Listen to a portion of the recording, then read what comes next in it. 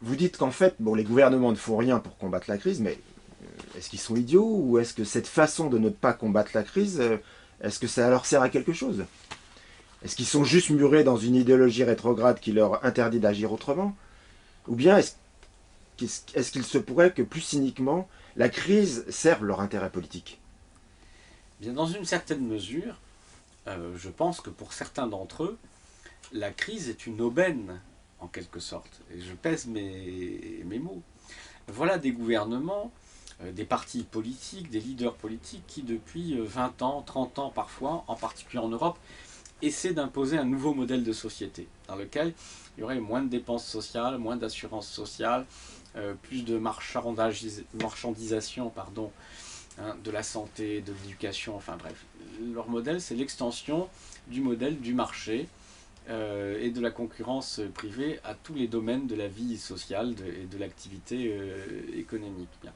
Dans des sociétés qui ne sont pas très disposées à ça, les sociétés européennes qui ont pris l'habitude d'un autre modèle, où l'État joue un rôle plus important, où la solidarité collective joue un rôle important également. Bien. Donc c'est pas facile. Ils ont un projet politique qui heurte quand même une bonne partie des opinions.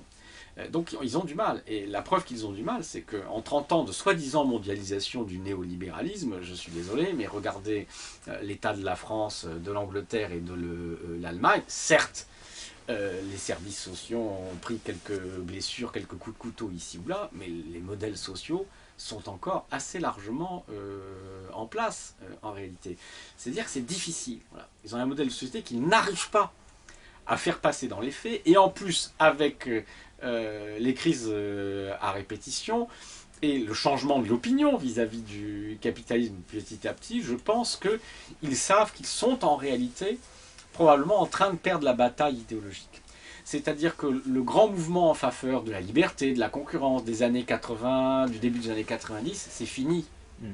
dans la culture. Pourquoi? Parce que maintenant, tout le monde sait que ce vaste mouvement-là, en matière économique, ça n'a pas produit le progrès, ça a produit la pauvreté, la misère, etc. Et surtout un système de travail épouvantable pour les êtres humains. Donc ils savent que c'est en train de se retourner. Et donc là, patatrac, arrive une grande crise financière, une grande crise du capitalisme, une grande catastrophe. Alors, la grande catastrophe, ça a un grand avantage, c'est que, et en général, ça profite souvent à la droite, ça profite souvent au mouvement réactionnaire, rétrograde, etc. Pourquoi? Parce que ça permet le gouvernement par la peur. Hmm.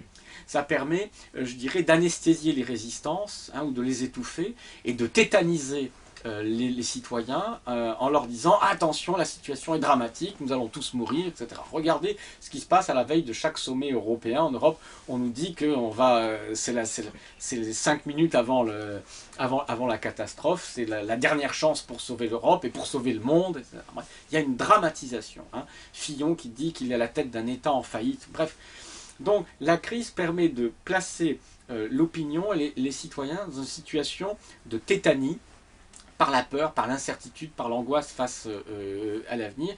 Et donc c'est une occasion idéale pour essayer de faire passer à coup de force ce que en temps calme et en temps normal, vous auriez beaucoup de mal à faire passer. Et donc voilà ce qui est en train de se passer objectivement. Alors après on peut discuter, je ne sais pas répondre à votre question, savoir est-ce que vraiment c'est un calcul intelligent, cynique, ou est-ce que c'est par hasard, ou est-ce que c'est par bêtise ou idiotie qu'ils font ceci, etc. Peu importe, laissons ça, je dirais à la limite aux psychologues. Mais regardons les faits.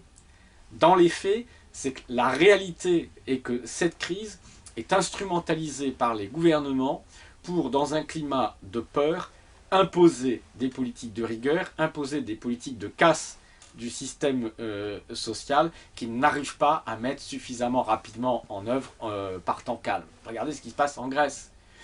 Si on croyait vraiment une seule seconde que par l'austérité on allait régler le problème de la dette, franchement c'était se fiche de la figure des gens. Tout le monde sait très bien que par ces politiques-là, on ne fait qu'aggraver le problème de la dette. Donc si véritablement l'objectif avait été dès le début de sortir la Grèce de son problème de surendettement, on aurait annulé une partie de la dette, on aurait demandé à la Banque centrale d'en racheter, on aurait fait tout, sauf les plans que l'on a décidé de faire. Or, qu'est-ce qu'on fait? On s'attaque à la retraite, on s'attaque à l'emploi des fonctionnaires, on s'attaque au salaire de la fonction publique, on demande des privatisations, on fait quoi? On met en place le modèle néolibéral. recul de l'État, recul des services publics, privatisation, libre-échange, et on sauve, comme toujours, évidemment, le pouvoir de la finance et les banquiers. Donc en fait, la crise est en effet exploitée, instrumentalisée pour faire passer dans certains pays à marche forcée les politiques néolibérales. Autrement dit, exactement comme dans les années 80 et 90, la crise de l'endettement dans les pays pauvres ou les pays émergents a été utilisée par le FMI pour imposer les fameux plans d'ajustement structurel qui étaient le moyen simplement d'imposer le modèle du capitalisme financier, libre-échangiste et néolibéral dans les pays en développement. C'est ça qu'on est en train de faire en Europe. La crise sert objectivement à cela. Et donc voilà pourquoi ils ne luttent pas contre la crise. Voilà pourquoi ils sauvent la finance et non pas les peuples. Alors bien sûr, dans les équipes et les gouvernants qui promeuvent ce type de politique, je pense qu'il y a un certain nombre d'individus les plus intelligents qui ont conscience de cette utilité de la crise. Ils sont épaulés par une armée d'idéologues et de politiciens bornés et têtus qui ne veulent pas entendre d'autres politiques simplement parce que depuis qu'ils sont tout petits, ils n'ont appris que celle-là. Donc il y a aussi des idéologues, hein, des fous d'idéologie, il y en a certainement aussi. Et il y a aussi, je pense, une bande non négligeable de crétins, d'idiots complets, qui ne savent rien, qui ne comprennent rien et qui sont juste les serviteurs, soit des cyniques, soit des idéologues. Tout cela existe. Mais comprenez bien évidemment que notre préoccupation, nous en tant que citoyens ou en tant qu'intellectuels qui analysons la situation, n'est pas tellement de faire la part entre les cyniques, les idéologues et les idiots, c'est de comprendre la réalité. La réalité, c'est que la crise sert, par la peur qu'elle inspire, à imposer un modèle de société nouveau. Et donc c'est pour ça effectivement que pour les forces révolutionnaires, des forces de progrès social, elle doit aussi être instrumentalisée, mais d'une autre façon, parce que du chaos qui est en train de s'installer, eh bien peut naître autre chose. C'est l'utilité et l'intérêt du combat politique, et de ne pas laisser cette crise être instrumentalisée uniquement par les droites conservatrices, par les réactionnaires néolibéraux, mais de savoir aussi en tirer profit pour mobiliser les peuples en leur montrant, d'où l'utilité de la pédagogie du nous on peut, en leur montrant que d'autres politiques sont réellement possibles.